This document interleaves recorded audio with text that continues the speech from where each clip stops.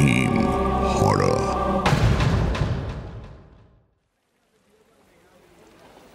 দক্ষিণ বাংলার ছোট্ট গ্রাম ডোঙাঘাটা। চারিদিকে ধানক্ষেত, কাঁচা রাস্তা, মাঝে মাঝে খালের ওপর বাঁশের সাঁকো রয়েছে। সারা রাত ঝিরঝিরে বৃষ্টি হয়ে ভোরের পর থেকে তার তেজ আরও বেড়েছে। ট্রেন থেকে নেমে নতুন হেডমাস্টার রঞ্জন গ্রামের পথ দিয়ে হাঁটছে, হাতে খবরের কাগজ। তাতে লেখা, ডোঙাঘাটা স্কুলে পরপর 3টে খুন। সন্দেহ নিতাই নামে এক সাইকেলওয়ালার ওপর, যার পরনে পুরনো চাদর আর মাথায় বড় একটা টুপি। রঞ্জন নিজের মনে মনে বলে উঠল, 3 বছরে 3জন হেডমাস্টার খুন, আর সেই স্কুলেই নাকি আমি যাচ্ছি, আবার হেডমাস্টার হয়ে। কি যে হবে কে জানে। রাস্তা প্রায় ডুবে গেছে কাদা জলে। ভ্যান, টোটো, রিক্সা কোথাও কিচ্ছু নেই। তবু তাকে যেতে হবে। আজ যে তার চাকরির প্রথম দিন। হঠাৎই দূর থেকে ভেসে এলো সাইকেলের ঘণ্টির আওয়াজ। রঞ্জন বলল, এই যে ও দাদা, এই ডোঙাঘাটা প্রাথমিক স্কুলে যাব, অটো বা টোটো কোত্থেকে পাবো একটু বলতে পারবেন? লোকটা বলল, আপনি তো নতুন হেডমাস্টার, তাই না? আরে আসুন আসুন আসুন, আমার সাইকেলে একটু কষ্ট করে বসুন, আমি পৌঁছে দিচ্ছি স্কুল অবধি। যা বৃষ্টি পড়ছে তাতে অটো টোটো এখানে কিচ্ছু পাবেন না। রঞ্জন বলল, আচ্ছা আচ্ছা, বুঝলাম। কিন্তু আপনি কিভাবে জানলেন যে আমি নতুন হেডমাস্টার? আমি তো আপনাকে ঠিক চিনি না। লোকটা বলল, এই গ্রামে নতুন মুখ চেনা কঠিন নয়। কি হলো, উঠুন উঠুন। রঞ্জন দ্বিধাগ্রস্তভাবে বলল, হ্যাঁ ঠিক আছে, চলুন। সাইকেল চলল কাদা, কুয়াশা আর বৃষ্টির মাঝে। হঠাৎই রঞ্জনের একটা কথা মাথায় এলো। ও খবরের কাগজে পড়েছিল ওই 3জন শিক্ষকের খুনির পরনে পুরনো চাদর আর মাথায় একটা বড় টুপি ছিল। আর এই সাইকেলওয়ালাও ঠিক সেরকমই একটা পোশাক পরে রয়েছে। তবে কি এই সেই খুনি? রঞ্জন জিজ্ঞাসা করল, আচ্ছা দাদা, আপনার নামটা কি? লোকটি বলল, নাম থাকলেও কেউ ডাকে না। আর কথাগুলো যেন অচেনা শীতলতায় মোড়ানো। শেষমেশ ভাঙা সাঁকোর পাশে পুরনো বটগাছের নিচে স্কুলের কাছে পৌঁছল তারা।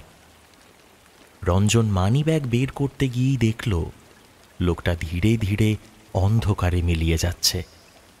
লোকটা বলল, ভাড়ার দরকার নেই, আমি আসি, হ্যাঁ আসি। টুপিওয়ালা লোকটা এই বলি সেখান থেকে চলে গেল। স্কুলের ভেতর থেকে এক প্রবীণ সহশিক্ষক এগিয়ে এলেন। তিনি বললেন, আপনি রঞ্জন দে, তাই তো? আমাদের এই স্কুলের হেডমাস্টার।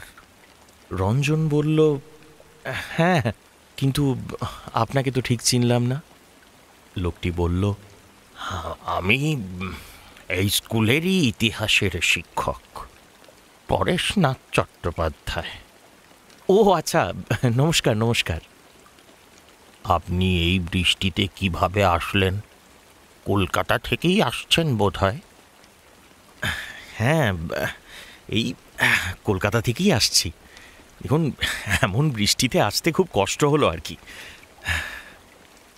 পরেশনাথবাবু বললেন, ডোঙাঘাটায় নতুন হেডমাস্টার মানে যেন নতুন বিপদ। আগেও তো 3জন এসেছিলেন।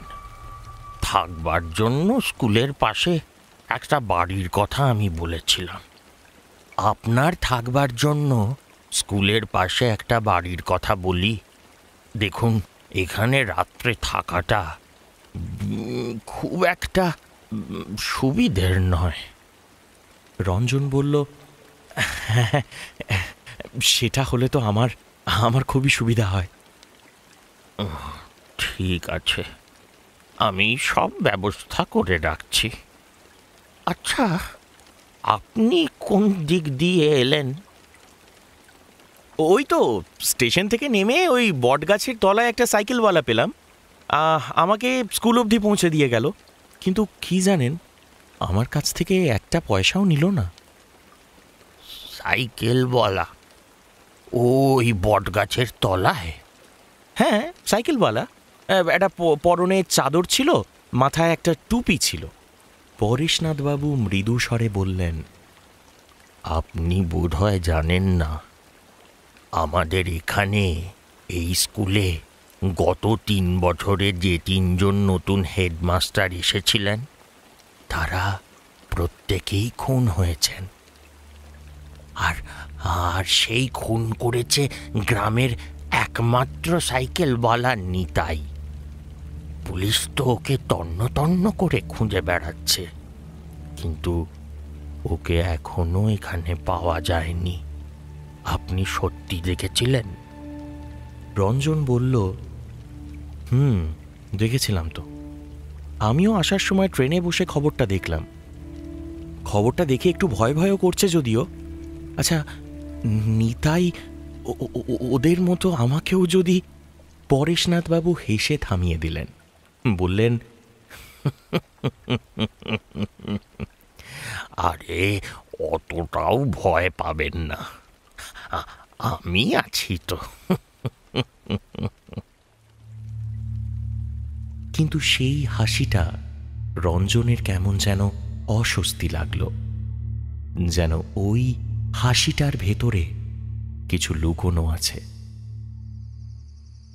সন্ধ্যায় রঞ্জনকে নিয়ে পরেশনাথবাবু এক পুরনো বাড়িতে পৌঁছলেন। বাড়িটা জুড়ে গুমোট একটা গন্ধ, মেঝেতে শুকনো রক্তের মতো বাদামি দাগ। পরেশনাথবাবু বললেন, এই বাড়িটা স্কুলেরই ছিল।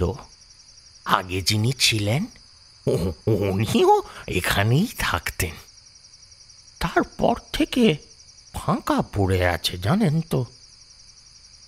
রঞ্জন বলল, আগে যিনি ছিলেন মানে আগের হেডমাস্টার? হ্যাঁ, হেডমাস্টার। তবে তবে আপনি এখানে নিশ্চিন্তে থাকতে পারেন।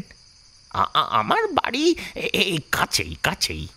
আমি এখানে প্রায়ই আসি। কোনো সমস্যা হলে আমাকে একটা ফোন করে নেবেন, ব্যাস।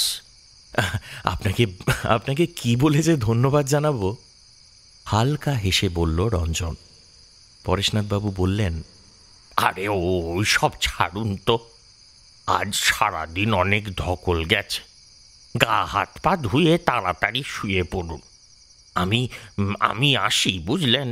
রাত হলো তো। রাত গাঢ় হতেই বাইরে আবার টিং টিং করে সাইকেলের ঘন্টি বেজে উঠল। রঞ্জন নিজের মনে বলল, তবে কি নিতাই এলো নাকি?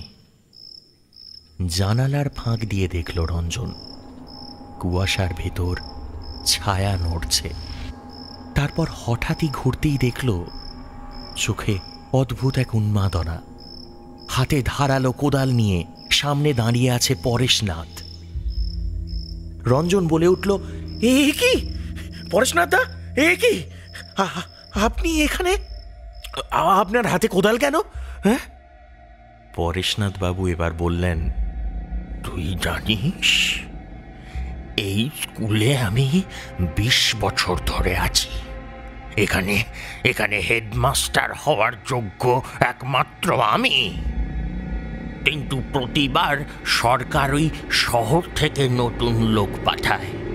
ওরা এসে টাকার হিসেব চেয়ে বসে। স্কুলে যে টাকা আসে এইসব গোনা শুরু করে। জানিস, সেই টাকার অর্ধেক আমার ঘরেই যায়। আমি এই সব হারাবো কেন তাহলে? রঞ্জন বলল, আপনি খুনগুলো করছেন শুধুমাত্র হেডমাস্টার হওয়ার লোভে? পরেশনাথবাবু বললেন, লোভ নয়, লোভ নয়, অধিকার। আমি এই স্কুলের প্রাণ, তাই এখানে হেডমাস্টার হওয়ার অধিকার একমাত্র আমারই আছে। নতুন কেউ এলেই আমার সবকিছু একদম তছনছ হয়ে যায়। তাই বলে এইভাবে আপনি 3 জন মানুষকে খুন করবেন? আপনি না একজন শিক্ষক? রঞ্জন বলে উঠল। পরেশনাথবাবু আবার বললেন, 3 নয়, 3 নয়, 4। আমি 4 জনকে খুন করেছি। রঞ্জন ভয় পেয়ে বলল, মানে আর একজনকে?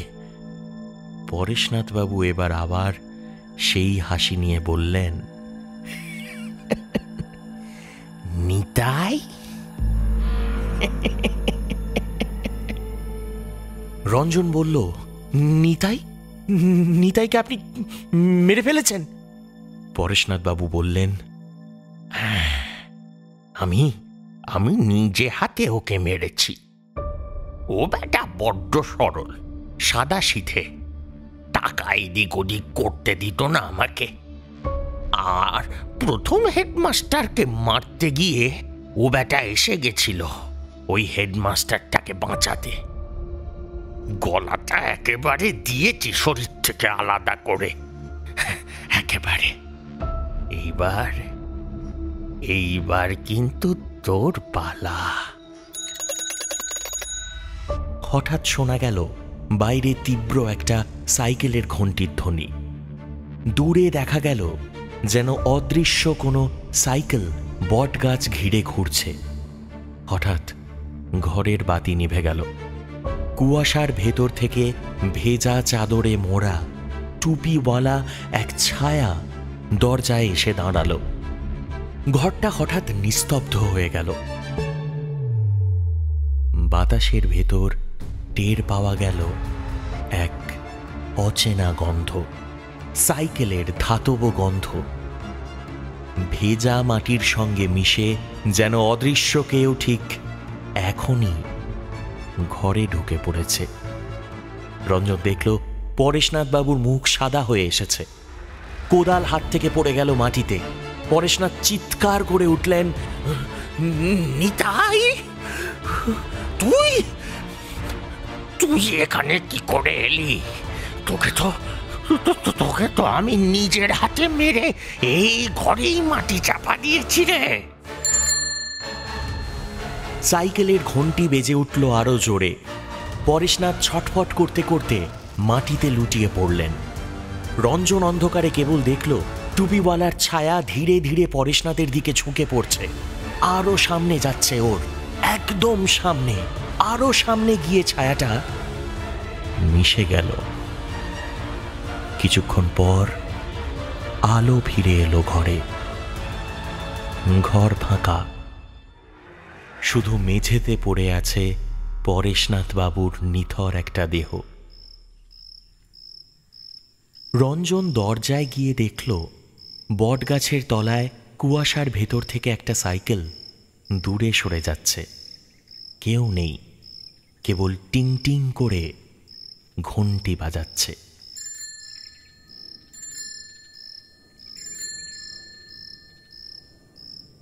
পরেশনাথের নিথর দেহ মেঝেতে পড়ে রইল। ঠান্ডা চোখ দুটো অর্ধেক খোলা, যেন কাউকে দেখে তারপর ভয়ে মারা গিয়েছে। ভোরবেলা গোটা গ্রাম জড়ো হলো স্কুলের উঠোনে। পুলিশও এসেছে। পুলিশ অফিসার বললেন, এখানে রঞ্জনবাবু কে আছেন? রঞ্জন বলল, আমি রঞ্জন, কেন বলুন তো? পুলিশ অফিসার বললেন, আচ্ছা, পুরো ঘটনাটা কি হয়েছিল একটু খুলে বলুন তো। রঞ্জন বলল, দেখুন, পরেশনাথদা আমাকে আক্রমণ করতে এসেছিল গতকাল রাতে। তারপর বাইরে ঘন্টার শব্দ শুনি, আলোটা নিভে যায়। দেখি নিতাইয়ের মতো টুপিওয়ালা একটা ছায়া। তারপর না সব অন্ধকার। আলো যখন ফিরে এলো তখন দেখলাম পরেশনাথের মরা দেহটা পড়ে আছে মাটিতে, চোখ দুটো খোলা। গ্রামের একজন লোক বলল, বাবা, সে নিতাই ফিরে এসেছে নাকি?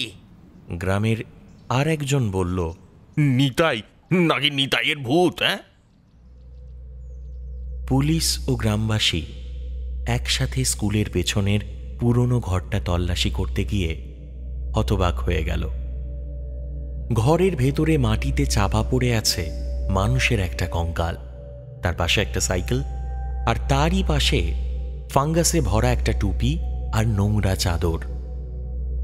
গ্রামের একজন বলল, আরে ওগুলো তো নিতাইয়ের জিনিস, এখানে এলো কি করে? গ্রামের বৃদ্ধ একজন ভদ্রলোক বললেন, 3 বছর আগে ওই পরেশনাথের সঙ্গে ঝগড়া হয়েছিল টাকার হিসেব নিয়ে। নিতাই আমাকে সব কথা বলেছিল, এটাও বলেছিল। তারপরেই হঠাৎই একদিন নিতাই নিখোঁজ হয়ে যায়।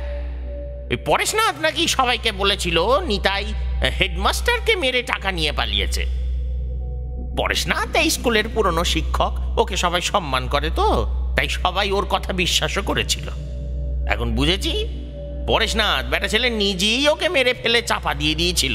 ছি ছি ছি ছি। গ্রাম জুড়ে শোরগোল উঠল। সত্যটা আজ প্রকাশ পেল। নিতাই খুনি নয়, বরং ওই হল পরেশনাথের প্রথম শিকার। রঞ্জন স্তব্ধ হয়ে দাঁড়িয়ে থাকল। বটগাছের নিচে বাতাস হালকা করে বইতে শুরু করেছে। কেউ কিন্তু দেখল না, তবু যেন এক ছায়া সাইকেলে চেপে ধীরে ধীরে দূরে চলে যাচ্ছে।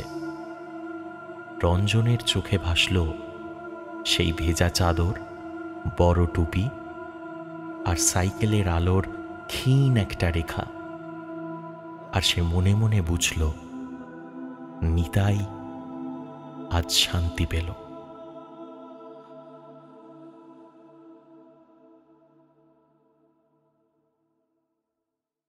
হারহিম হরর আপনারা শুনতে পারেন এক্সক্লুসিভলি মির্চি বাংলার ইউটিউব চ্যানেল এবং গানা অ্যাপে।